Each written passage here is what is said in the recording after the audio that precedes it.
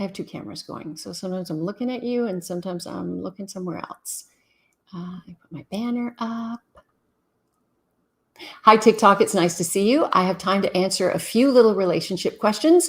First of all, it's always nice to see where you're watching from. Thank you. So many comments about my hair. This was like a bad blow dry and just a big fat curling iron, you guys. It didn't take that long. And now I see coming on board over here, YouTube, Facebook, LinkedIn. Welcome, welcome, welcome. Where else have I got? I got a bunch of social media there. Nice to see you. You're in Utah. You're in Mexico. Hello. Tell me where you're watching from. That's the first thing I love to see. Let me turn the comments on here on the other social media. And if you have, Jamaica, that's far away. If you have a question, New Mexico, Georgia, hello. Hi, New York City. How are you? Hello, Virginia. How are you? Hi, California. That's where I am. Oh, bonsoir, Montreal. Hi, Tennessee. Hello, Philippines. Nice to see you. Hi, Georgia. Where are you guys watching from? Oh, I see YouTube coming on board. Tell me where you're watching from. It's always fun to know. It says, does everyone else have video? I see myself. I think video is going on TikTok. Hi from Ohio. Hi, Indonesia. Hello, Norway. Hi, New Jersey. Hello, Georgia. Hi, Toronto. I love Toronto. You can tell I'm a Canadian. Toronto.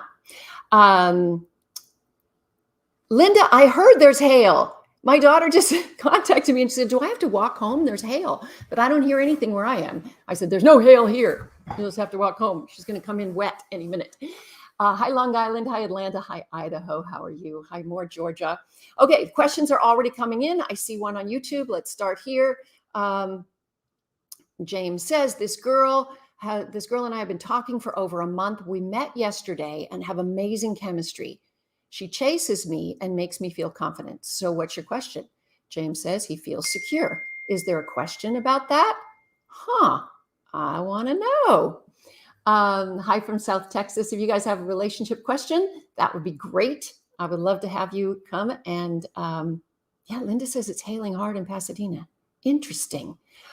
Interesting. Is that Kentucky? Glory Hole? Philly? Michigan? Hi. Ireland. What time is it for you? Aren't you supposed to be sleeping? Come on, you Irish lasses and lads, you should go to sleep, don't you think? That's a bad accent, wasn't it? Okay. And is it normal? James, when you just meet somebody and you have a good feeling about them, then yeah, absolutely. It can be normal to feel exciting and feel like it's instant because this is the rush of hormones. But you got to remember, it's a bit of a delusion. Okay. At the very beginning, it's a bit of a delusion. So, you'll see the real thing later, but enjoy the love while you're falling in love. I think that's a really good thing. Any more questions? Good questions up here on TikTok. I'm going to be going in a few minutes over to my Patreon private exclusive Zoom room. So I usually spend a few minutes here doing a live stream. How can you build a connection with someone from a distance? It's mostly a fantasy. I'll be honest. Even if you're on the phone a lot, even if you're FaceTiming and all that, until you're with each other, using your olfactory response, your pheromones in day-to-day life, dealing with the ups and downs, then it's not a real relationship. It's something that's like a fantasy on hold when you decide to return that email or text or get on the phone together when you're in a good mood or feeling good. So it is very difficult to start a relationship from far away. Now, if you started a relationship in town and somebody had to move for work for a period of time, there are things you can do to maintain a long distance relationship until you get back together. Okay, so James is now asking me, what does the research say about people with the same religious values? Well, that's just one thing you can take off the table because at least you have that commonality there. Not to say that there aren't plenty of great marriages that raise kids with a number of religions in the household, because every religion basically preaches love and family and connection and family values. I'm so sorry to hear that you were in an abusive relationship, but I'm so happy that you got out of it. It's going to take a while to heal, okay? Because it's about healing inside here for you. So thank you for sharing that about me. How can you talk to your boyfriend about his dental hygiene? You just got to bring it up. Otherwise, why keep him?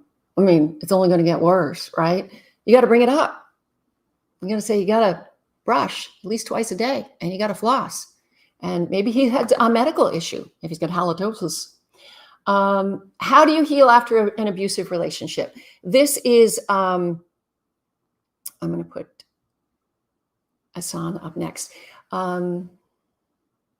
It takes time. And I can only tell you my experience that it was a lot of therapy. And then I also, of course, went to graduate school and got a master's and PhD in psychology to make sense of what was going on. But learning to build your self-esteem and your self-worth. If you're fortunate enough to have children, which I did, children give you unconditional love and they love you all the time. And so really my children filled me up with love. And that was very, very healing. And also as I achieved things in my life, I was able to build self-confidence and self-esteem.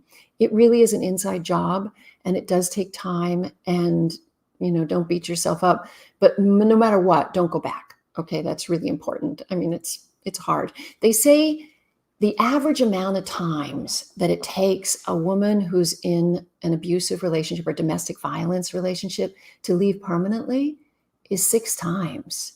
So sometimes if you know a friend who's in a situation like that, just support them, because they're going to go back and forth until they're finally ready to leave. Will you trust men again? Yes, you will. When you choose a trustworthy man, and I'm not blaming you for choosing untrustworthy men, but it's about making different choices next time that feel safe, people that you can choose. Okay, let me go down here to YouTube because I have a question. Is it okay to ground yourself and success your neurotransmitters in the honeymoon phase, or let it run its course? All I say is enjoy the cocktail of neurohormones that are the hormones of falling in love. Enjoy it. But don't make any major life decisions, okay?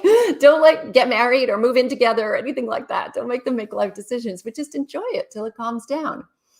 Oh gosh, so many people in abusive relationships. What do you say to yourself to help yourself feel better? Is that what you said, or raise your self-esteem? It sounds funny, but I used to use a cognitive behavioral strategy where I would leave little notes all over the place that just said the words, "My daddy loves me." That's all it said. And I would see them in my eye line. Sometimes I would say them out loud. And now I didn't have an abusive father. I had a great father, but the problem was he was in the Navy, so he was gone most of the time. So my model for love was mixed up with feelings of loss and longing, right? How does a man go from making life plans to breaking up in a few days? It's so confusing. Well, let me say this. I spent way too many years in my life trying to figure out men, but now I don't try to figure them out anymore. I figure out my feelings and my reaction to them. So therefore, don't worry why or how he made this decision. Think about how it impacted you and make your next decision based on that. But spending your life trying to figure them out so that you can make a different chess move and maybe you'll make him like you, forget it. He's said his piece. He's moved on. Go. Find somebody else. I know you meant suppress. There you go. Oh, thank you for your kind compliments. Let me see what else we got. How do I know if I'm too needy towards my boyfriend? First of all, there is no such thing as too needy. Can we get this off the table? I don't like this expression. Some people have a lot of anxiety around attachment and they fear abandonment. So therefore, but they are often attracted to people who are emotionally avoidant because it brings up their fears of abandonment and their anxiety, which is normal to them, their version of love. So if you have somebody saying you're too needy, it could be that they're too avoidant, or it could be that you're expressing your needs in a more confrontational way, not in a safe, loving way. So, the answer is I would definitely see a therapist and talk about having good communication skills so that you can express your needs, but your needs are valuable. Your needs are valid, and you can and should express them. Hassan says Tim Hortons or Starbucks. I'm both. I'm Canadian and I'm American, so I got it both. Oh, I'm so sorry. 25 years. Well, it's never too late to wake up. It's a very funny comment. I'm getting lots of texts at the same time, so I'm trying to ignore them. What do you do when you don't feel good enough for your new partner? This has nothing to do with the partner. And you won't feel better if your partner suddenly turns and likes you. That's not going to validate you. because it comes from inside. It comes from learning that you are enough, that you are lovable, and you are special. Any more comments over here? Why is it saying can't post comments? I don't know what's going on my StreamYard. Am I short-sighted? They call that nearsighted. Nearsighted. No, actually, I'm of a certain age, and now I need reading glasses, and the little comments up on TikTok are far away from me, so I have to go like that. Thank you for your kind messages. If you have another relationship question, I have a couple more minutes before I go over to patreon.com/Dr. Wendy Walsh, patreon.com/Dr. Wendy Walsh, where I do a private exclusive Zoom room on Tuesday nights. Yes, financial independence is the key. Very important. Why don't I click with the people I go on dates with? Is feeling a spark a real thing? I think you should do more time pre-interviewing. Don't go on a date with somebody you don't have a spark with. In other words, don't be just texting. First of all, never meet anybody in the real world that you've only texted with. I mean, everyone should know that. Get onto the phone. Use your voice. Do they make you laugh? Are they interesting inside? Is something going on there, right? Then you might progress to FaceTime or Zoom. Then meet in the real world and make sure the first date is not a date, but a quick drive-by coffee date. Okay, that's it. So, hello, Stephen. Nice. You're going to join in the Zoom. Wonderful. I know that Linda's going to be there. She's over here too. Presbyopia. What does that mean, Linda? Presbyopia. Do you believe in the right person at the wrong time? Yes. In fact, I believe that if you're a woman looking for a commitment-oriented man, don't look for the one you have the best connection with. Don't look for the one that you think is the most gorgeous. Don't look for the one that you think is most financially stable. Look for the one who's at his state of readiness, because timing is a big piece of this. Yes, finding a right mate, it's partly about timing. Thank you for your kind words. That's very sweet. Aw, thank you. It's so nice to see. You can join my Zoom room by going to patreon.com/Dr. Wendy Walsh. It starts at 6:30 in 15 minutes. That's patreon.com/Dr. Wendy Walsh, patreon.com/Dr. Wendy Walsh. Oh, that's what it's called, Linda? My loss of age-related, look at Linda says, she's a doctor. Age-related loss of accommodation in the lenses of the eye. That's what I've got. Do I accept much younger guy as my boyfriend or husband? That's not the way I'm wired. I'm not a cougar. Thank you. That's very flattering. Look, I take off my glasses so I can get you. That's very sweet. But no, my boyfriend's actually, I think, 2 or 3 years older than me. We don't even talk about age anymore. But I like peer men because I like our references to be the same and our same life experiences. Is 29 a good age for marriage? Asan, the average age for first-time marriage for men in America is 28, and for women it is 26, if you want to talk about average.